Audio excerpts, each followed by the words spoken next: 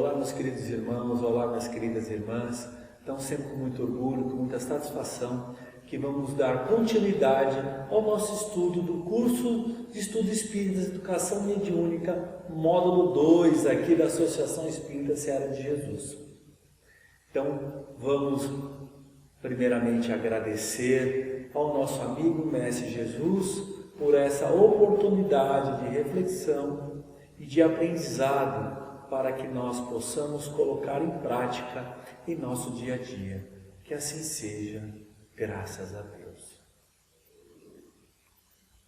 Meus irmãos, nós hoje vamos abordar sobre o livro que nós seguimos da Federação Espírita, do curso de Educação Mediúnica do primeiro ano.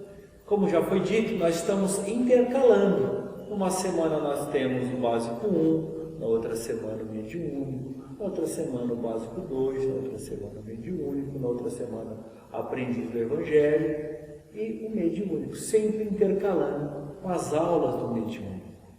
E hoje nós vamos falar sobre ondas e percepções e do magnetismo pessoal.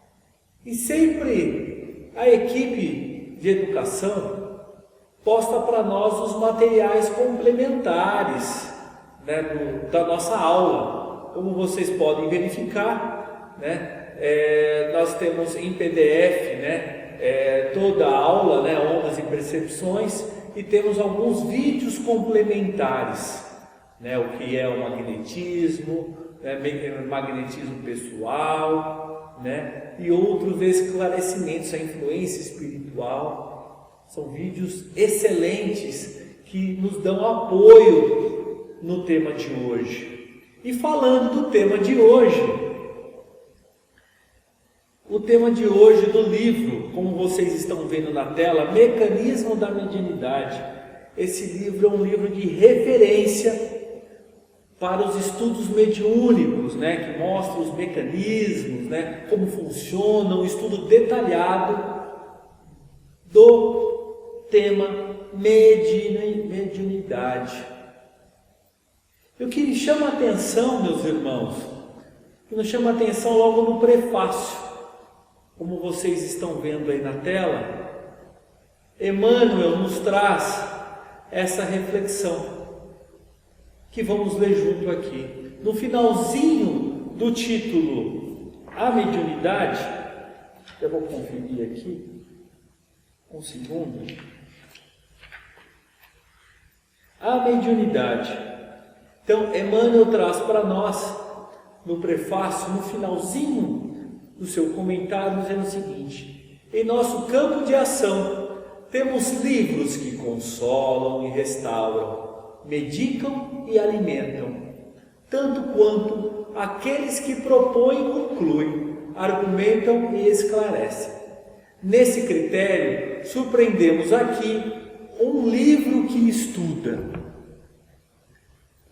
Meus irmãos, esse livro é um livro técnico que nos foi apresentado como complemento para nós a cada vez mais compreendermos os mecanismos da mediunidade. Muitos de vocês devem estar pensando: espera um pouco, Fábio, você comentou no prefácio de Emmanuel, mas será que você se enganou? Não é André Luiz que ditou para Francisco Cândido Xavier e Valdo Vieira, na psicografia desse livro? Sim, meus irmãos, André Luiz que ditou esses ensinamentos. Mas olha que bonito essa equipe formada por esses irmãos, por esses valorosos irmãos. Então Emmanuel, também dando suporte para essa obra, contribuiu também com o prefácio e certamente com outros comentários que ajudaram a elucidar também nessa obra. Então, nós da doutrina espírita, que estamos cada vez mais nos aprofundando na doutrina, nós verificamos que ela é filosofia que nós vamos cada vez mais, através da nossa reforma íntima, nos conhecendo cada vez mais das nossas imperfeições, né? Exaltando o progresso, a continuidade da prática do estudo moral. Podemos dizer que ela é uma religião porque temos como referência, como norte, o Evangelho do Cristo, da moral do Cristo. E ciência, que além de uma ciência científica, ela é uma ciência de experimentação. Através da prática mediúnica, através das nossas psicografias. Então nós estamos nos deparando agora, hoje, uma aula através da ciência científica. E sempre cabe a nós, expositores da seara de Jesus, transcodificar essa aula mais científica para uma aula mais leve, mais simples. Porque, meus irmãos, como já foi mostrado anteriormente, todo esse material que nós disponibilizamos seria o complemento. E outras obras que os irmãos, a partir do momento que vão criando curiosidade, podem ir além e verificar outras obras complementares sobre o mecanismo da mediunidade, sobre o tema de hoje, né? Que é ondas e percepções, podem ir mais além. Nós aqui temos essa função de facilitar e trazer apenas referências para vocês. Então, no final do século XIX, então, com esse aprimoramento dos estudos da ciência e do estudo da doutrina espírita, o que se verificou?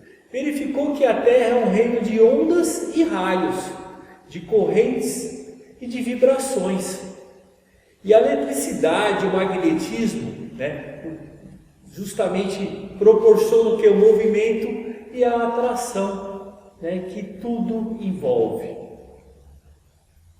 Então o veículo nosso, o veículo carnal, que é um turbilhão eletrônico, regido pelo quê? Pela nossa consciência.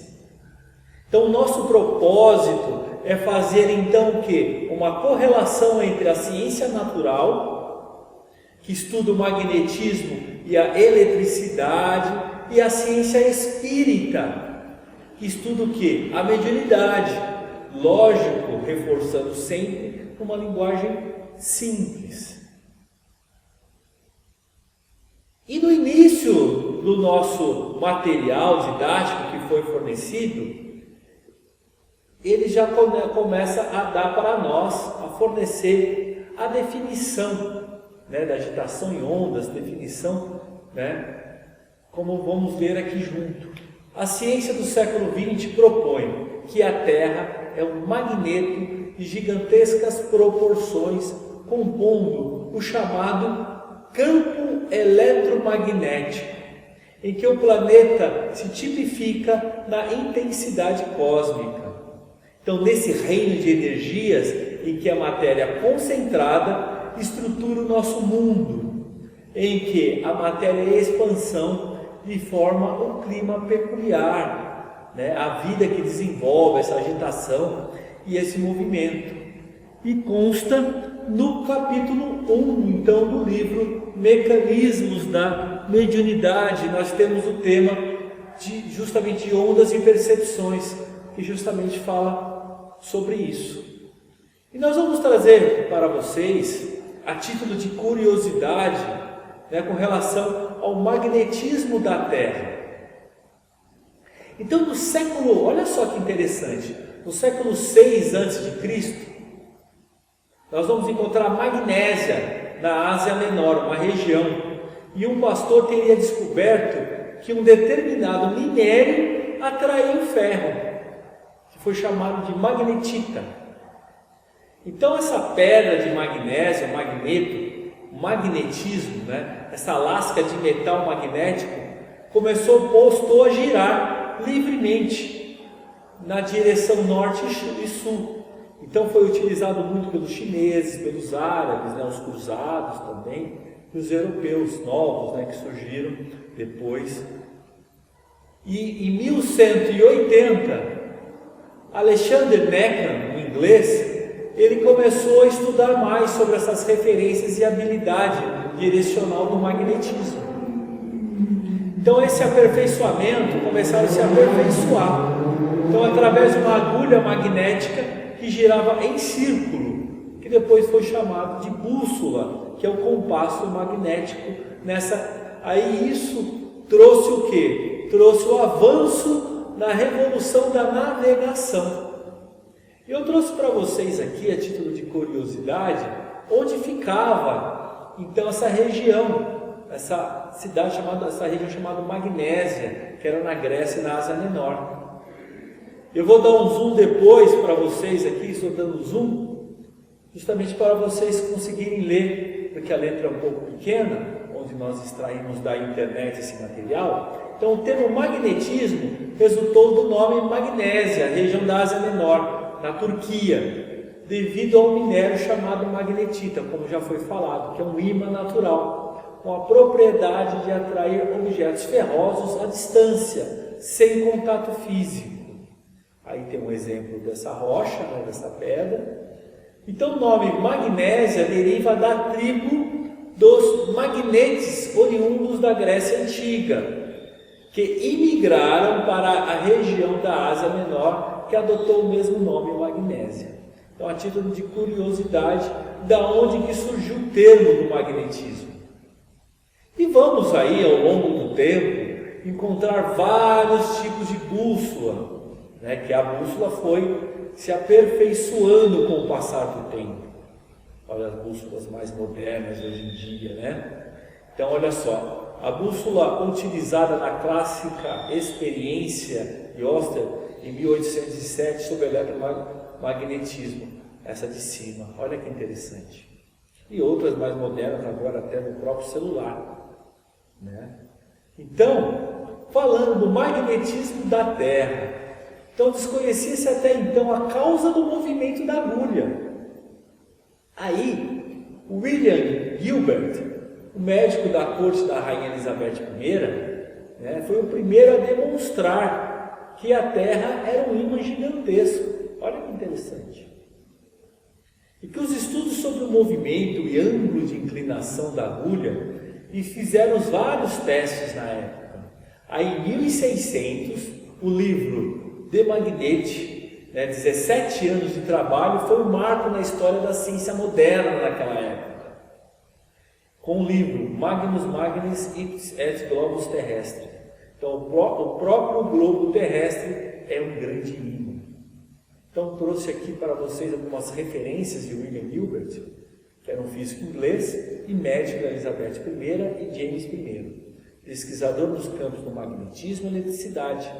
Das experiências ele concluiu que a Terra era magnética e esse era o motivo pelo qual as bússolas apontam para o norte. Então ele nasceu em 1544 e desencarnou em 1603. Então alguns dados, para vocês. O núcleo do nosso planeta tem um raio de 3.700 quilômetros de raio, rico em ferro e níquel, o núcleo da Terra.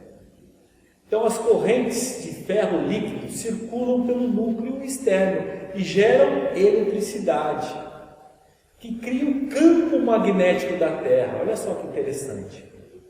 James Van Allen, em 1958, através do satélite Explorer e Pioneer, revelaram faixas de radiações aprisionadas pelo campo magnético da Terra, que vai de 1.000 a 65.000 quilômetros no espaço, a magnosfera, e absorve partículas carregadas eletricamente, que se descolam pelas linhas do campo, pelos polos magnéticos, gerando então as auras, que é o escudo, protetor da nossa Terra. Eu trouxe aqui para vocês uma imagem ilustrativa, então, para vocês darem uma olhada, então, nessa atuação desse campo magnético, que também protege o nosso planeta. A Terra pode ser vista como uma espécie de ímã gigantesco, porque é envolvida por um enorme campo magnético. Esse campo é gerado no núcleo do nosso planeta, onde quantidades enormes de ferro e níquel derretidos se movimentam constantemente. Como a agulha da bússola é magnetizada, ela é atraída para o polo onde esse campo magnético atua com mais intensidade, que no caso é o polo sul magnético. Isso pode confundir algumas pessoas, porque o polo sul magnético fica próximo ao polo norte geográfico, que é aquele que usamos em mapas. A bússola parece estar sempre apontando para o polo norte, porque na verdade está reagindo ao magnetismo do seu vizinho, o polo sul magnético. Também é importante entender que os polos magnéticos não são fixos. Eles se movimentam com o passar do tempo e até mesmo já se inverteram algumas vezes no passado. A diferença entre o polo magnético da Terra e o polo geográfico se chama declinação magnética. Essa declinação magnética muda com o tempo e dependendo de onde você estiver no planeta.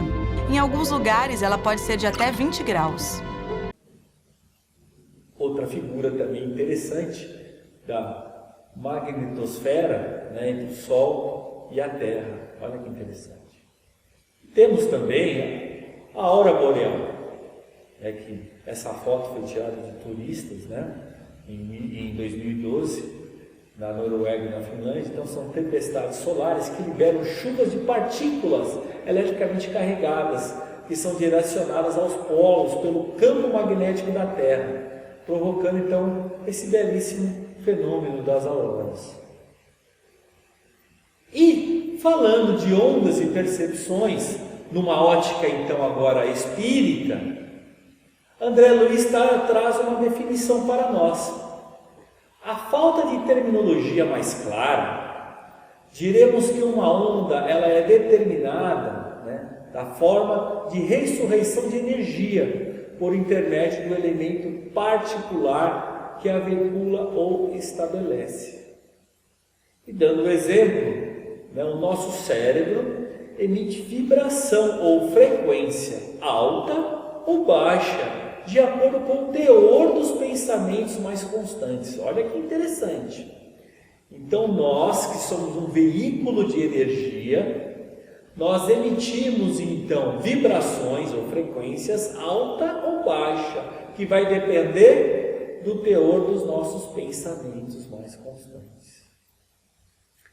Então quer dizer que o amor vibra em alta frequência e o ódio em baixa frequência. Então, percepção. Uma definição, né, que em psicologia é a função por meio da qual o espírito forma uma representação dos objetos exteriores, o que nós vemos, o que nós percebemos, o que nós vemos, né? E eu trouxe para vocês alguns exemplos de figuras ambíguas. O que seria esse termo, então, dessas figuras ambíguas? São, na verdade, como vocês estão vendo aí, são estímulos visuais que podem ser interpretados pelo cérebro de duas formas, ou duas ou mais formas, né, diferentes, sem que haja intervenção, então, da imagem principal. Ela está estática, ela não está se movendo, a imagem. Então, o que possibilita essa percepção de figuras diferentes na mesma imagem é o fato dessas interpretações serem mutuamente excludentes, ou seja, há uma alternância entre uma figura ou outra, realizada então no nosso cérebro, na nossa mente. Olha só, no primeiro momento parece que nós vemos vasos, né? Mas são duas faces, né? Uma de frente para a outra. Olha só que engraçado, a questão do coelho, né, virado para um lado, do outro lado dá a impressão que é um pato, e assim vai. Então isso tudo são percepções, né, que pode até nos induzir a erro. E falando aí de uma forma, a questão em termos de curiosidade, a questão passando, né, um pouquinho nessa questão científica sobre a propagação do som. Olha que interessante, meus irmãos. Então o som é uma onda de pressão. Então nós vamos ver a frequência, né? Então temos a fonte, o meio de propagação e o receptor, né? Quando nós emitimos o som. Então, um exemplo. Quando nós lançamos uma pedra no lago, nós vamos criar ondas concêntricas, né? Iguais, que se propagam em elevações, que os cientistas chamam de cristas. E essas depressões, depois, a distância entre duas cristas, que nós vamos medir o comprimento de onda. Então, contando quantas cristas se deslocam por segundo, nós vamos estabelecer a frequência. E quanto maior a frequência da onda, menor o comprimento e maior a energia da onda. Olha que interessante. Então, aqui nós temos um exemplo mais fácil para vocês entenderem. Olha só, um exemplo, o comprimento da onda, né, a distância. E olha aí a crista, que é o pico, né? Então, medindo isso, nós vamos perceber, então nós vamos começar pelo tempo, através do tempo, medir a frequência, se ela é alta frequência ou baixa frequência. Então, são dados técnicos aí para nós começarmos a entender essa questão de onda, frequência, como é que se conta, então, quantifica, né, a frequência, se é ondas baixas, né, ou ondas médias ou curtas. E alguns dados científicos sobre a velocidade do som. Então, o ar é 340 metros por segundo. Na água, a velocidade é 1.425 metros por segundo. E no aço, 6.000 metros por segundo. Então, nós temos aí mais ou menos outro exemplo aí dessa propagação do som. E que meio o som se propaga melhor. Aí nós vamos perceber que é um ambiente mais sólido, né? Mais ou menos no líquido e muito menos no gasoso. Outro exemplo interessante para nós começarmos a entender essa questão de ondas e percepções com relação à vibração de um ponto de partida. Então, o que nos dá melhor ideia de que seja vibração é ver o funcionamento de um pêndulo, né, com seu vai e vem. Então, nós vamos perceber com essa figura do pêndulo, nós temos o repouso ou equilíbrio vertical e os pontos máximos, né? Então, um ponto de equilíbrio e os pontos máximos que ele pode atingir e se movimentar. Então, quando se fala de período, é o tempo de uma oscilação, medidas em segundos. E a frequência, então, é o número de oscilações executadas durante um segundo. Então, quanto maior a frequência, mais alta ela é. E quanto menor, mais baixa. Aí o exemplo de novo, reforçando aquela questão da crista, né? Então, amplitude, mais amplitude, mais baixa, mais alta. Então, como nada existe de imóvel, também a oscilação, que podemos ter como frequência ou vibração, caminha de um lado para o outro. E essa vibração que caminha nós chamamos de onda. Então nós temos o conceito da amplitude, isto é a força da onda ou a amplitude da oscilação.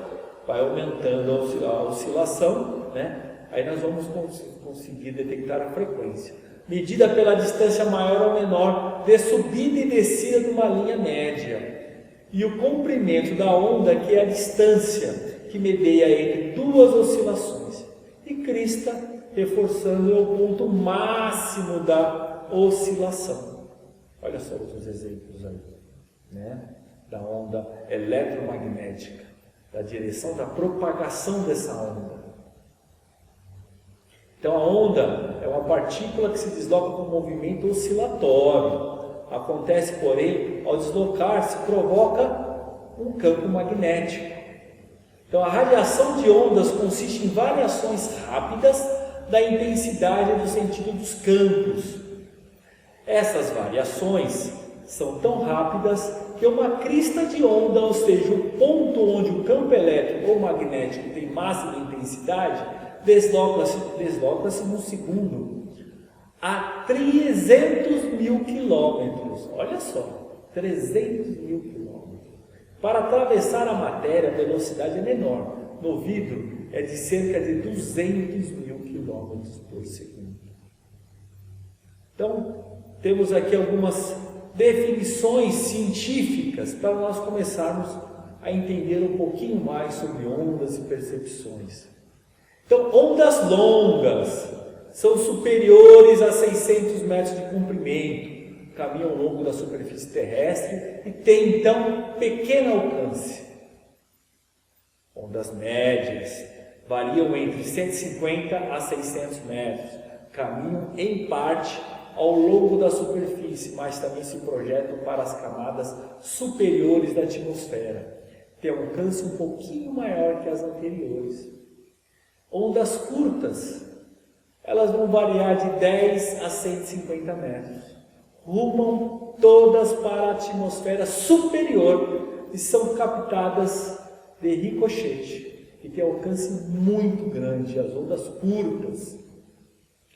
Ondas ultracurtas, todas as que forem menores de 10 metros, muito maior alcance e força, ecoando nas camadas superiores da atmosfera. Então, um exemplo aqui, estou dando zoom agora para vocês terem um exemplo desse espectro eletromagnético. Como eu falei já anteriormente, estamos dando uma passada aí sobre esses aspectos científicos a título de curiosidade. Olha só que interessante, nós temos aí vários exemplos do raio gama, raio X, raios ultravioleta, raios infravermelhos, o radar, temos as ondas de rádio, as frequências, e circuitos de corrente alternada. E temos aí no espectro visível, as cores, desses movimentos.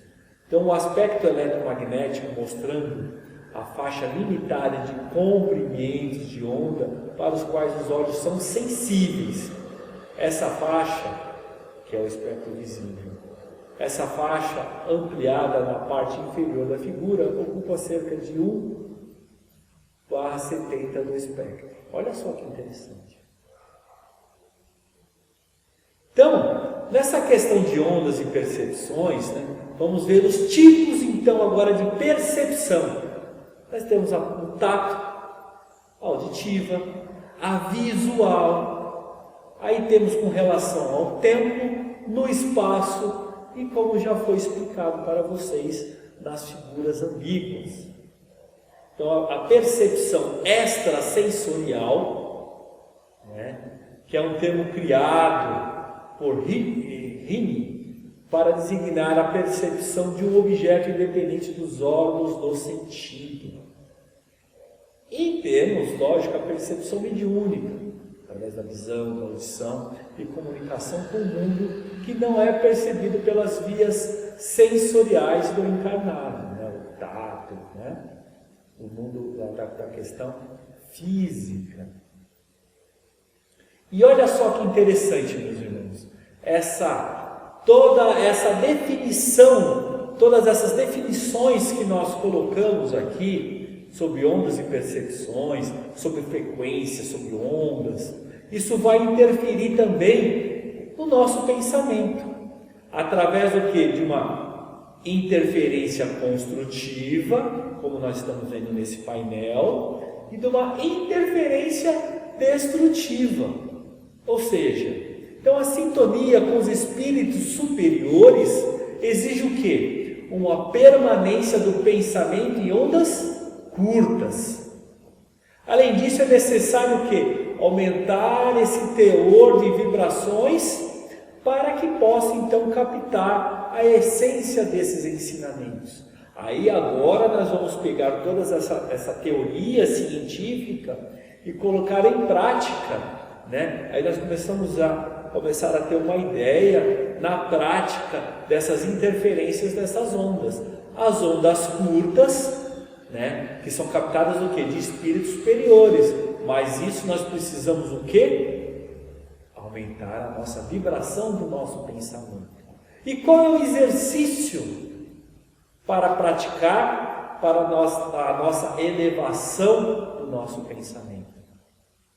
Uma boa leitura, as reflexões como a aula de hoje, das palestras, ler um bom livro, Já é um exercício para nós chegarmos nessas vibrações, para sermos aptos então a captarmos essas interferências construtivas.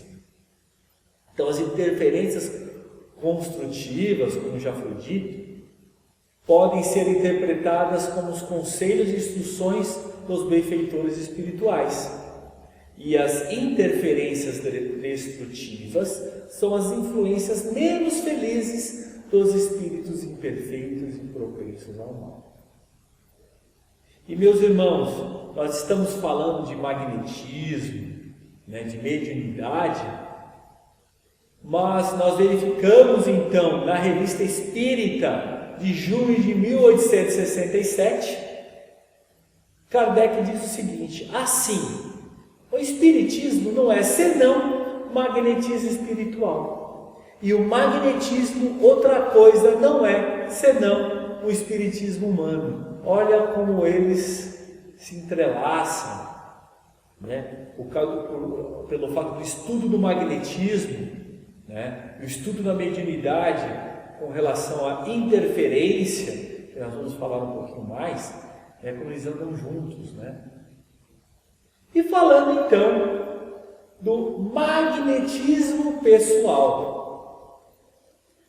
Quem teve a oportunidade de assistir os vídeos que foram disponibilizados no material, nós temos vídeos interessantes, material interessante, nós verificamos o que? Essa questão que nós percebemos no nosso dia a dia, aquela pessoa mais agradável, aquela pessoa que nós queremos estar sempre junto dela, que tem aquele que nós chamamos desse magnetismo pessoal, chega a irradiar luz, são palavras, sempre emanam palavras, emitem palavras agradáveis, pessoas bem-humoradas, alegres, de bem com a vida, naturalmente já tem esse magnetismo, já exerce, às vezes, uma certa até liderança, mas, infelizmente, essa questão do magnetismo,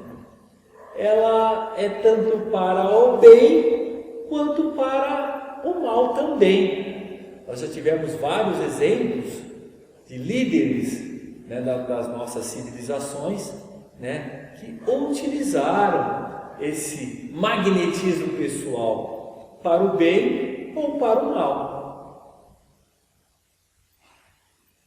Tivemos um vídeo numa explicação muito interessante, que agora fugiu o nome do expositor, que diz o seguinte, que desde os primórdios da nossa civilização, quando a organização das civilizações começou a ter uma organização, já começou a surgir líderes. E esses líderes, na época, no início das civilizações, quando vocês podem verificar na história, eram representados pelos anciões, pelos mais velhos, os mais sábios, os mais experientes, que tem sentido isso, claro.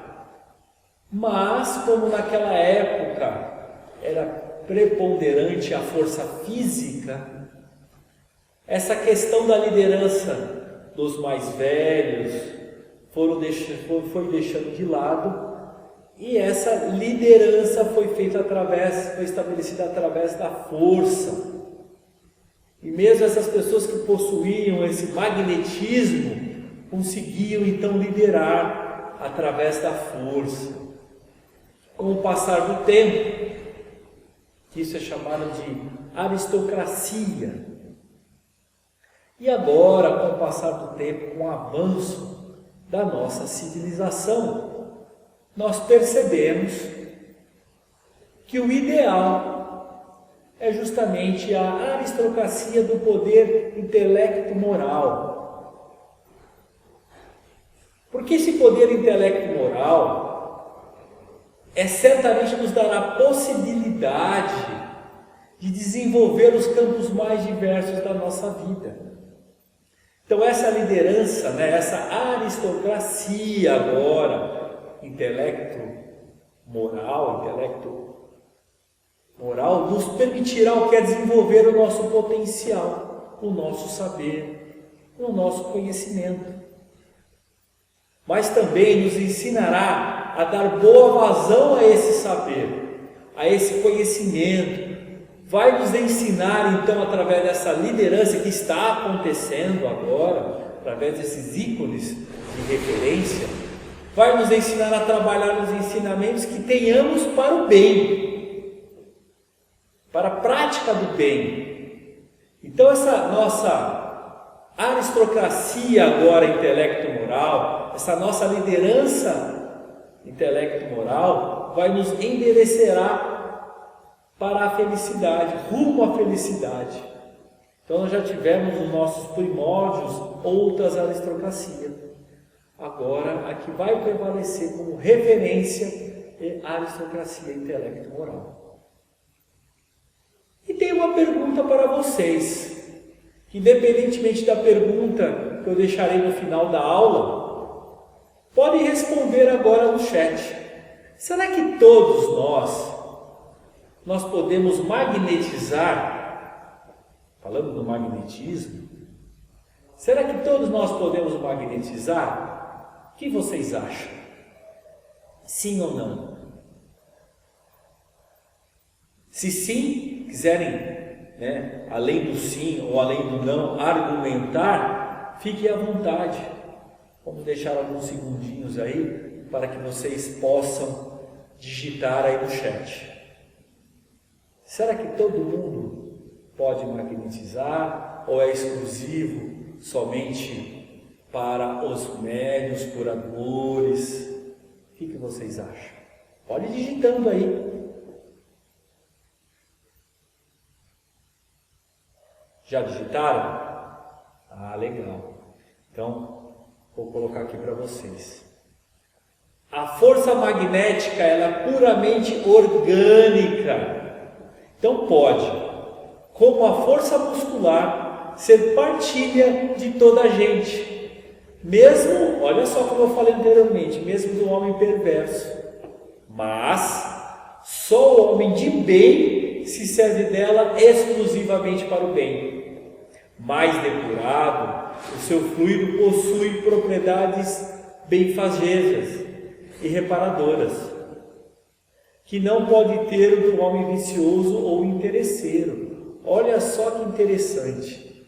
Então essas forças positivas, benfazejas e reparadoras só pelo homem de bem.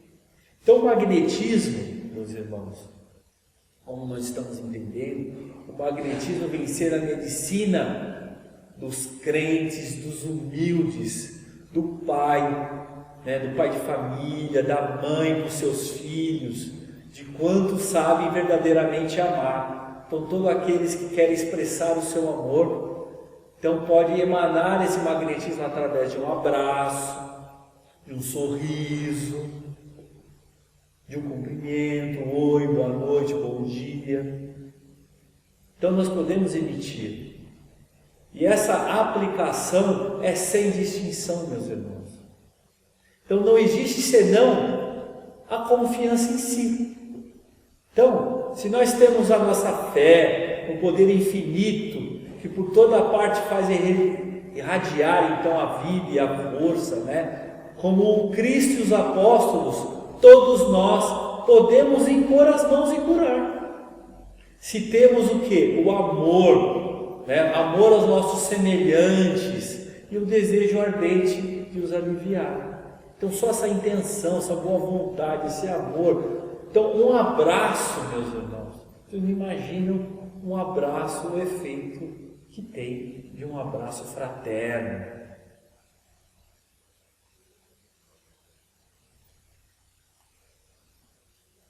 Então, meus irmãos, nós não podemos esquecer, que eu já ia passar por outro slide, não podemos esquecer que temos que distinguir o passe e o magnetismo. Porque para o magnetismo, o passe é o quê? É uma técnica de movimentação de mãos, ou não, com as mãos estáticas, como nós estamos vendo na figura. Mas para o passe espírita, o magnetismo é uma fonte de técnicas de transferências fluídicas. Olha que interessante. E Kardec passa para nós, na Revista Espírita de setembro de 1865, que o conhecimento dos processos magnéticos, ele é útil em casos complicados, mas não indispensável. Casos complicados, meus irmãos, só podemos entender de várias formas, como uma cura mediúnica, através dos fluidos, né? Mas falando em cura, por que então os médiuns, aí eu fiz questão de enfatizar magnetizadores, nós estávamos falando do magnetismo, porque os médiuns magnetizadores não curam sempre? O que vocês acham, meus irmãos? Será que sempre há eficácia? Ou por que às vezes não há eficácia? Respondem agora no chat, o que vocês acham? Não somente com sim ou não, mas se puderem em curtas palavras, resumir e digitar aí no chat o que vocês acham. Vou dar algum tempinho para vocês. Por que então os médiuns magnetizadores não curam sempre? O que vocês acham? Vamos responder. Já estão respondendo, né? Isso, legal. Então, além dos nossos expositores que sempre acompanham os nossos cursos e sempre colocam comentários elucidativos, os outros colegas também coloquem a sua opinião. Eu sempre acompanho aí as aulas e eu vejo que muitos colegas, muitos alunos, né? Todos nós somos alunos, né? Mas muita gente que até estão iniciando agora os cursos já estão respondendo, isso é muito gratificante. E nós aprendemos muito com comentários de todos vocês, podem ter certeza. Sempre estamos aprendendo.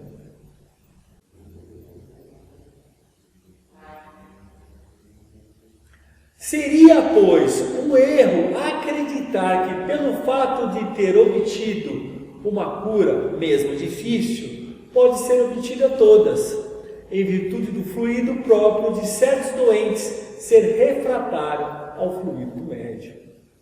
A cura é tanto mais fácil quanto mais naturalmente se opera a assimilação dos fluidos. Olha que interessante, meus irmãos. Isso foi extraído da Revista Espírita. Temos como exemplo o nosso tratamento aqui na Seara de Jesus, às quartas e aos sábados. Então nós temos tanto a fluidoterapia, que é quando vocês descem para a sala, para a câmara de tratamento, e temos a psicoterapia, que são as palestras. Então quando vocês sentam para ouvir a palestra, vocês já estão sendo tratados. E além disso, assimilando as mensagens, as reflexões, nós estamos exercendo a psicoterapia. E temos a fluidoterapia. Mas, se chegamos aqui, na Seara de Jesus, apenas para, eu fui lá, eu já serei curado, né, pelo simples fato de estar lá presente. Mas estou sentado na palestra, pensando no boleto, pensando nos problemas do dia a dia, mexendo no celular, ou mesmo na fila para descer para a fluidoterapia, estou mexendo no celular, pensando nas mensagens do celular. E quando eu estou ali sentado naquele curto momento, eu estou com o meu pensamento fora. Será que eu estarei apto, como diz aí, para receber os fluidos, assimilar os fluidos do médium, ou estarei refratário? É para pensar, meus irmãos. É para pensar da importância de nós estarmos conectados, concentrados naquilo que nós vamos buscar. E não podemos esquecer que o mecanismo de cura estabelece uma tríade, que é a fé, o merecimento e a vontade. Quando nós falamos de merecimento, não é que Deus quer beneficiar A ou B. Essa questão do merecimento diz respeito à pluralidade das existências, da lei de ação e reação, lei de reencarnação. Então tudo isso é levado em consideração, sem contar a sua vontade e a sua fé. Temos vários exemplos das curas de Jesus, da mulher hemorrágica, que em outro momento nós vamos falar a respeito. Então, meus irmãos, em termos de atuação, o corpo recebe a impressão, o perispírito a transmite e o espírito, que é o ser sensível e inteligente, a recebe. Olha que interessante, foi retirado do livro Obras Póstumas. E também, quando o ato é de iniciativa do espírito, pode dizer-se que o espírito quer. O perispírito, então, transmite e o corpo executa. Então, o espírito, a vontade, o perispírito, o fluido e o corpo físico são, pois, os elementos integrantes do fenômeno magnético.